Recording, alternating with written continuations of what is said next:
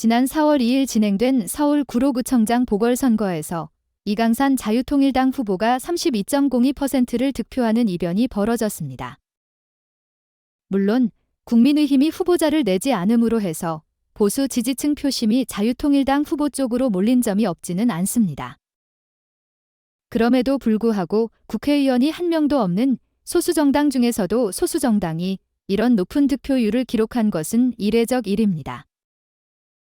그런 점에서 이번 구로구청장 보궐선거 결과가 의미하는 바가 무엇인지를 자세하게 분석해 보아야 할 필요는 있다고 봅니다.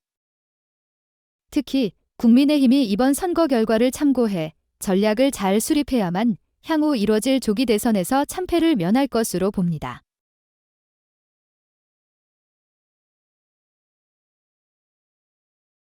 첫째, 보수 지지층이 비상계엄 이후 특히 윤석열 대통령 탄핵 찬반 논란 속에서 더욱 더 극우화했다는 것을 의미합니다.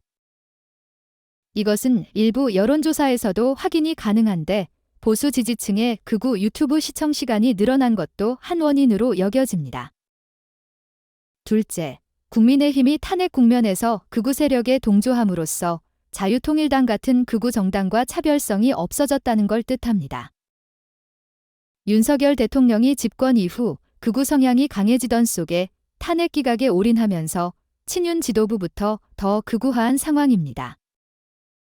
이것이 결국 지지 기반을 극우 세력으로 협소화하는 결과를 낳았고 자유통일당과 다를 바 없다는 인식을 심어주고 있습니다.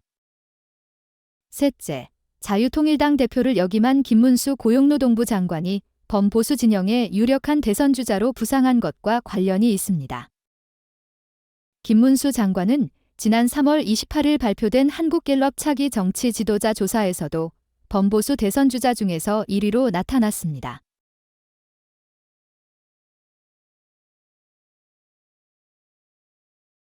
이번 구로구청장 보궐선거 자유통일당 후보자 약진은 보수 진영 내에서 1위 정당이 교체될 수도 있다는 것을 시사합니다.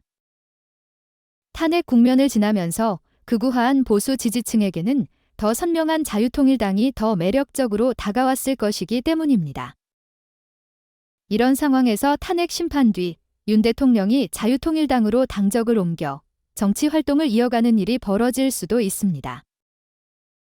또는 범보수 유력 대선 주자인 김문수 장관이 국민의힘이 아닌 자유통일당 후보로 조기 대선에 출마하려 들지도 모릅니다. 그런 일이 벌어진다면 일부 친윤계 의원들이 자유통일당으로 당적을 옮기면서 보수발 정계 개편이 일어날 수도 있습니다. 감사합니다. 구독과 좋아요, 알림 설정도 부탁드립니다.